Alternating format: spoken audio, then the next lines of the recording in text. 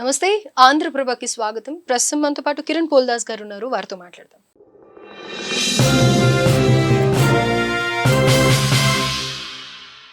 Hello sir. Hi అండి. So Pak India war ప్రతి ఒక్కరు కూడా ఎంతో ఉత్కంఠతో, అలాగే అట్ ద సేమ్ టైం అందరూ సేఫ్గా ఉండాలి అని చెప్పేసి అందరూ కోరుకుంటున్నారు. కానీ ఇలాంటి సందర్భంలో ఫేక్ న్యూస్ స్ప్రెడ్ చేయొద్దు, ఇష్టం వచ్చిన పోస్టులు పెట్టొద్దు అని చెప్పి పవన్ కళ్యాణ్ గారు కూడా మాట్లాడడం జరిగింది. అయితే నిన్న షాకింగ్గా నేషనల్ మీడియాలో మన కొన్ని తెలుగు శాటిలైట్ ఛానల్స్ గురించి మాట్లాడడం జరిగింది. ఇప్పుడు ప్రజెంట్ మూమెంట్లో ప్రతి ఒక్కళ్ళు కూడా ఏం జరుగుతుంది అని చెప్పేసి న్యూస్ వింటూనే ఉన్నారు, కంటిన్యూస్గా 24/7 న్యూస్ ఫాలో అవుతూనే ఉన్నారు. ఇలాంటి సందర్భంలో యూట్యూబ్ ఛానల్స్ అంటే వ్యూస్ కోసం కొంచెం ఇలాంటి ఫేక్ న్యూస్ స్ప్రెడ్ చేస్తూ ఉంటారు. కానీ ఇది సిచ్యువేషన్ కాదు. కానీ శాటిలైట్ ఛానలే ఫేక్ న్యూస్ స్ప్రెడ్ చేసింది అని చెప్పి అక్కడ కూడా వాళ్ళు చెప్పడం జరిగింది. అయితే నేను మీకు ఒకటి వినిపిస్తాను. So then facts wait for verification, but lies, they run on adrenaline. All over social media, in some cases it's on mainstream media too. అందులో ఒక ఛానల్ నేమ్ కూడా వాళ్ళు బ్యాక్గ్రౌండ్లో వేయడం జరిగింది. సో ఎందుకని శాటిలైట్ ఛానల్స్ కూడా ఇలా చేస్తున్నారు అని అనేది అర్థం కావట్లేదు. అంటే పోటీ పెరిగిపోయింది ప్రియాంక గారు. ఇంతకు ముందు రోజుల్లో శాటిలైట్ అంటే పేపర్లు మాత్రమే ఉన్నప్పుడు పేపర్ల మధ్య పోటీ ఉండింది, కానీ ఇట్లాగా అబద్ధాలు ప్రచారం చేసేంత పోటీ లేదు. ఆమె చెప్పింది వాస్తవం. నేషనల్ మీడియాలో ఆమె చెబుతూ మెయిన్ స్ట్రీమ్ మీడియాలో కూడా వస్తుంది ఇట్లా అని చెప్పింది. దీనికి తెలుగు, తమిళ్, లేకపోతే కన్నడ, హిందీ ఏమి తేడాలు ఏమి లేవండి. అన్ని నేషనల్ మీడియా కూడా అలాగే ఉంది. దురదృష్టవశాత్తు నేషనల్ మీడియాలో కూడా మొన్నటికి మొన్న మాజీ ప్రధానమంత్రి ఇమ్రాన్ ఖాన్ మృతి చెందాడన్న వార్తని మన తెలుగులో అన్ని ఛానల్స్ లైవ్ పెట్టి గందరగోళంగా నడిపాయి. వాస్తవాలు కనీసం తెలుసుకోవాలన్న స్పృహ కూడా లేదు. దురదృష్టవశాత్తు ఏంటంటే అది వాస్తవం కాదు అని తెలిసినా కానీ రన్ చేస్తున్నాయి. ఇప్పుడు సార్ నాకు ఇక్కడ ఒక డౌట్, మీరు కూడా ఒక మంచి పొజిషన్లో హెచ్ఎం టీవీలో కానీ ఈటీవీలో కానీ మీరు కూడా వర్క్ చేశారు కదా, మీకంటూ ఈ ఒక న్యూస్ వచ్చిందంటే ఫ్యాక్ట్ చెక్ టీం ఉంటారనుకుంటాను కదా. అంటే ఏది వేయాలి ఏది వేయకూడదు, ఇది ఎంతవరకు నిజం అనేది క్రాస్ చెక్ చేసుకుంటారేమో కదా. డెఫినెట్ అసలుకి ప్రాథమిక సూత్రం అండి అది. మనకి ఒక అంశం మీద డౌట్ ఉందనుకోండి, అసలు ఆ అంశాన్ని వెయ్యం. అంటే పాత్రికేయ వృత్తిలో ఏంటంటే ఇది అవునా కాదా అన్నప్పుడు అసలు అవునా కాదా క్లారిటీ వచ్చేదాకా దాన్ని మనం ప్రచురించకపోవడం ఉత్తమం అని చెప్పేసి అలా ఆలోచిస్తారు. అట్లా కాకుండా ఇవాళ 24 గంటల వార్తా ఛానళ్ళు వచ్చిన తర్వాత అది వేగం పుంజుకుంది. నేను ఒకప్పుడు పనిచేసేటప్పుడు ఈటీవీలో నేను వర్క్ చేసేటప్పుడు ఒక నెంబర్ 1 ఛానల్గా పేరు పొందిన ఒక ఛానల్ వాళ్ళు ఈ ఫ్లైఓవర్ పడిపోతే ఫ్లైఓవర్ కింద డజన్ల కొద్దీ మనుషులు చనిపోయారు అని చెప్పింది. పంజగుట్ట ఫ్లైఓవర్ పడిపోయింది, మీకు గుర్తుంటుంది ఒక సందర్భంలో. పంజగుట్ట ఫ్లైఓవర్ పడిపోతే ఆ ఫ్లైఓవర్ కింద 50 మంది చనిపోయారా 100 మంది చనిపోయారంటే ఆ డెత్ టోల్ని పెద్దగా భూతద్దలో చేసి చూపించే ప్రయత్నం చేసింది. నిజంగా చెప్పాలంటే ఈటీవీ చాలా పర్ఫెక్ట్గా పనిచేస్తుంది ఈ విషయంలో. ఫ్యాక్ట్ చెక్ చేసుకుందే వేయదు. అలాంటి సందర్భంలో నేను పనిచేసిన సందర్భంలో నేను చెప్తున్నా. అలాంటి సందర్భంలో ఈ నెంబర్ 1 ఛానల్ అని చెప్పేవాళ్ళు వీళ్ళు డెత్ టోల్ ఎంత వచ్చింది అంత హడావిడి చేస్తుంటే పొరపాటుగా మనమేమన్నా తప్పుగా మనం ఆలోచిస్తున్నామా, ఒకళ్ళు లేదా ఇద్దరు చనిపోయే అవకాశం ఉంది అంతకు మించి లేదు అని చెప్పిన వాళ్ళం కూడా తర్వాత మృతుల సంఖ్య 10 వరకు వెళ్ళే అవకాశం ఉందంటున్నారు, 15 వరకు వెళ్ళే అవకాశం ఉందంటున్నారు అని చెప్పాల్సి వచ్చింది. చివరికి చూస్తే ఒక్కళ్ళు కూడా చనిపోలేదు అక్కడ. సో అలా అంటే పోటీ ఎలా ఉంటుందో చూడండి. ఇది మేమే చెప్పాం మేమే మొదట చెప్పాం, ఏంటి దానికి చావుకి పెళ్ళికి కూడా ఒకటే మేమే మొదట చెప్పామని చెప్పేసి చెప్పుకునే పరిస్థితి. ఇది ఆ రోజుల నుంచి 24 గంటల వార్తా ఛానళ్ళు ఎప్పటికప్పుడు అప్డేట్స్ ఇవ్వడం ఎప్పుడైతే ప్రారంభమైందో ప్రియాంక గారు, ఆ రోజు నుంచి ఈ రకమైన ధోరణి పెరిగిపోయింది. ఒకప్పుడు వ్యూస్ కోసం మెయిన్ స్ట్రీమ్ మీడియాలో కొంత వేగంగా న్యూస్ ఇవ్వడం కోసం ఏదో పనిచేసేవి, కానీ ఇవాళ సోషల్ మీడియా వచ్చిన తర్వాత ఒక అబద్ధాన్ని నిజంగా ప్రచారం చేస్తూ దేశంతో చుట్టొచ్చేసింది. చివరికి మనం దాన్ని ఫ్యాక్ట్ చెక్ చేయాల్సి వస్తుంది. కొన్ని సంస్థలు ఫ్యాక్ట్ చెక్ చేయడానికి కోసమే కొంతమంది నిపుణులు పనిచేయాల్సి వస్తుంది. అంత దుర్మార్గమైన పరిస్థితి. పాకిస్తాన్ మాజీ ప్రధాని ఇమ్రాన్ ఖాన్ జైల్లో చనిపోయాడని వార్త చెప్పారండి. అన్ని ఛానల్ రన్ చేసినాయండి. నేను కూడా చూసి అవునా మనం ఏమైనా దీని గురించి చెప్దామా అంటే అసలు నిజమో కాదో దీనికి చెక్ చేసుకోవాలని నేను చెక్ చేసుకుంటే అబద్ధం అని చెప్పి తేలింది. ఆ మాత్రం చెక్ చేసుకునే టూల్స్ ఉండవా మన దగ్గర? డెఫినెట్గా ఉంటాయి. అంతర్జాతీయ మీడియా సంస్థలు డెఫినెట్గా ఇక్కడ తెలుగు రాష్ట్రాల్లో ఆ వార్త వచ్చిందంటే డెఫినెట్గా పాకిస్తాన్లో ఆ వార్త వస్తుందా? అది చాలా హాట్ టాపిక్ అయిపోతుంది. డెఫినెట్గా వస్తుంది కదా. అక్కడ ఏం రాదు, అక్కడ స్తబ్దుగా ఉంది, లేకపోతే ఇంటర్నేషనల్ మీడియా కూడా ఏం దీని గురించి మాట్లాడట్లేదంటే కేవలం తెలుగు రాష్ట్రాల్లో అట్లా మనకి ఎందుకు అనిపిస్తుంది అట్లా వేయాలని? కానీ వాళ్ళందరికీ తెలుసు ఇది ఫేక్ న్యూస్ అని తెలిసిన కొంతసేపు ప్రేక్షకుల్ని రంజింప చేయటానికి ఆ వార్తను వాడుతున్నారు. అంటే ఒక క్వశ్చన్ మార్క్ పెడతారు, క్వశ్చన్ మార్క్ పెట్టి వెంటనే రన్ చేస్తూ ఉంటారు. లైవ్లు 8,000 మంది 10,000 మంది చూశారండి కొన్ని ఛానళ్ళలో ఆ లైవ్. అబద్ధపు ప్రచారాన్ని కూడా జనాన్ని మభ్యపెట్టి చేస్తున్నారు. జనానికి కూడా తెలియాల్సిన అవసరం ఉంది. ఒక సందర్భంలో మనకి ఒక ఛానల్ ఇలాంటి తప్పుడు వార్త ప్రచారం చేసింది. మీకు ఆ రోజు తెలియలా, మీరు చూశారు. రెండోసారి తెలిసింది, ఆ ఛానల్ని మీరు బ్యాన్ చేయాలి.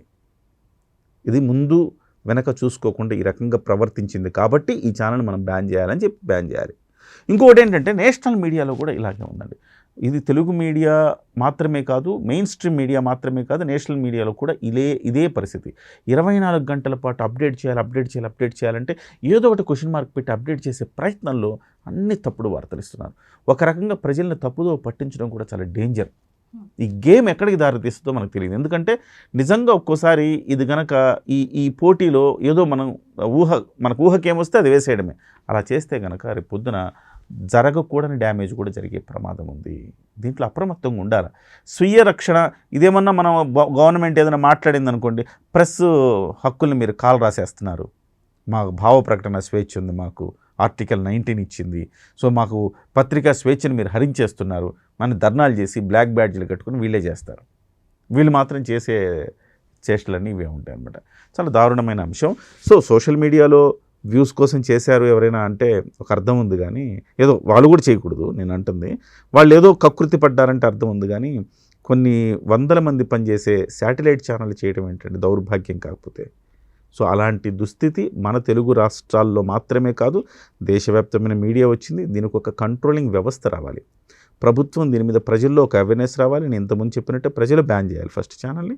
రెండోది ప్రభుత్వం నుంచి దీనికి సంబంధించి ఎవరైతే ఇలాంటి వార్తలు ప్రసారం చేశారో వాళ్ళ మీద చర్యలు తీసుకోవటానికి ఒక వ్యవస్థ రావాలి. అంటే ప్రజల్ని తప్పుదో పట్టించినట్టు. Right sir, I would like to take your permission to talk few words about social media and especially Telugu media YouTube channels గురించి. నేను కూడా ఒక యూట్యూబ్ ఛానల్లో చేస్తూ ఉన్నాను. And sorry for my all friends like colleagues who are working in other channels too. అంటే రీసెంట్గా కొన్ని ఇన్సిడెంట్స్ జరిగాయి కదా, దాంట్లో చూస్తే సోషల్ మీడియాలో మీడియా ఛానల్స్గా చూసే కొన్ని ఛానల్స్ ఉన్నాయి. రైట్, వాళ్ళందరూ హెడ్స్ కూడా they are also from satellite channels. వాళ్ళు వచ్చి బయటకు వచ్చి ఈ మీడియా ఛానల్స్ పెట్టుకోవడం జరిగింది.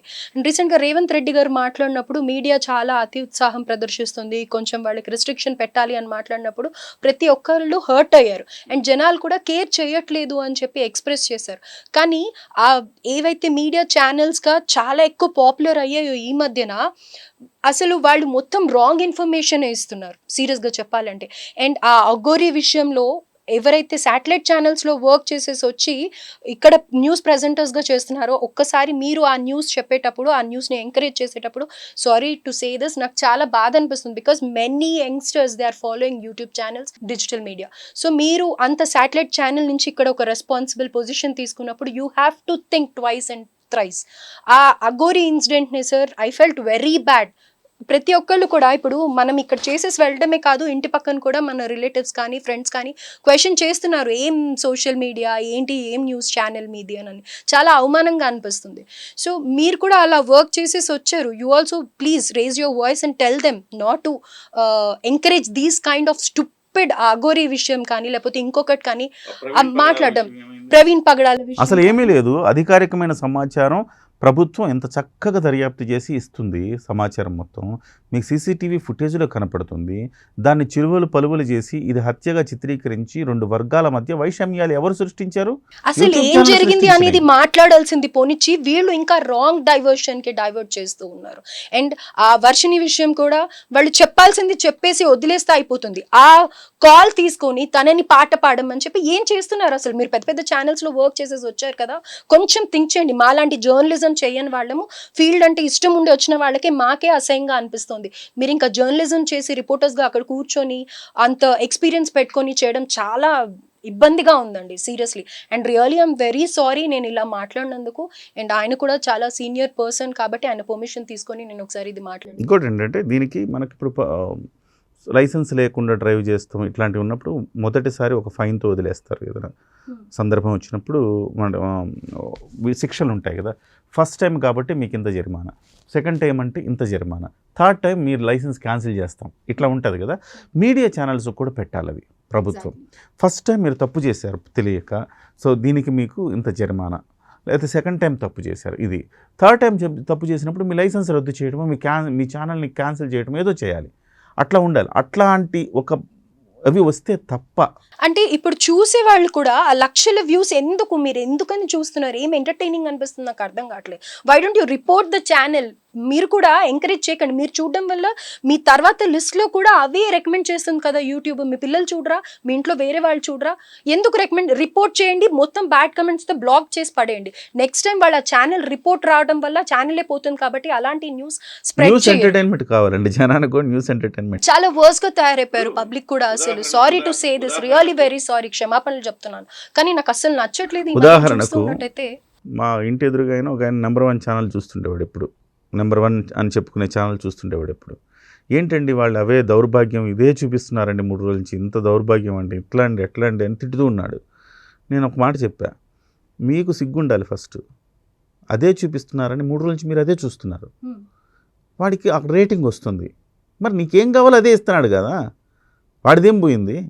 నీకు ఉండాలి కదా సిగ్గు బుద్ధి, ఇది తప్పు ఇది చూపించడం అని నీకు అనిపించింది కదా. అనిపించినప్పుడు ఛానల్ మార్చేయి, ఇంకోసారి ఆ ఛానల్ చూడకు. నువ్వు చూడకపోతే ఆ ఛానల్లో వేయరు కదా, నువ్వు చూస్తున్నావు కాబట్టి వేస్తున్నారు ఇంకా. కాబట్టి ఇది జనాల్లో మార్పు రావాలి. ప్రభుత్వం కూడా పూర్తి స్థాయిలో అణచివేత కాకుండా కొన్ని ఛాన్సెస్ ఇస్తూ, ఇదిగో మీరు ఇన్ని తప్పులు చేశారు, మిమ్మల్ని బ్లాక్ లిస్ట్లో పెట్టడము, లేకపోతే ఇది బ్లాక్ గ్రే ఇలాంటి లిస్టులు కొన్ని రిస్ట్రిక్షన్స్ పెట్టాలి. అలాంటి వాటిలో పెడితే దానికి ఒక మార్క్ ఇవ్వాలి. మార్క్ ఇచ్చినప్పుడు సపోజ్ ఒక టీవీ ఎక్స్ అనే టీవీ అండి 10 సార్లు పదే తప్పులు చేస్తుందండి, దానికి బ్లాక్ మార్క్ ఇవ్వాలి, నీ లోగో మీద బ్లాక్ పెట్టాలి అని. అంటే బ్లాక్ పెట్టంటే వీడు అబద్ధాలు ఎక్కువ చెప్తాడని అర్థం. ఆటోమేటిక్ అప్పుడు వాడు ఆటోమేటిక్గా కొంచెం ఒళ్ళు దగ్గర పెట్టుకుని మనకు అనవసరమైన బ్లాక్ మార్క్ వచ్చేస్తుంది, మనం పద్ధతిగా వ్యవహరించాలని అనుకుంటాడు. ఇట్లాంటివేవో వస్తే తప్ప వీటికి శుభం కట్టుపడదండి. Right sir, thank you so much sir. And నా కలీగ్స్ కానీ లేకపోతే ఫ్రెండ్స్ కానీ ఎవరైనా మీడియా వాళ్ళు హర్ట్ అయితే really very sorry, but please don't do this. Next జనరేషన్స్కి మనం ఏం అందిస్తున్నాము అనేది చూడాలి. ఇలాంటి ఫేక్ ఎక్కువ స్ప్రెడ్ అయిపోవడం వల్ల రాంగ్ ఇన్ఫర్మేషన్ మిస్గైడ్ అయ్యే ఛాన్సెస్ ఎక్కువగా ఉంటాయి. And really once again sorry.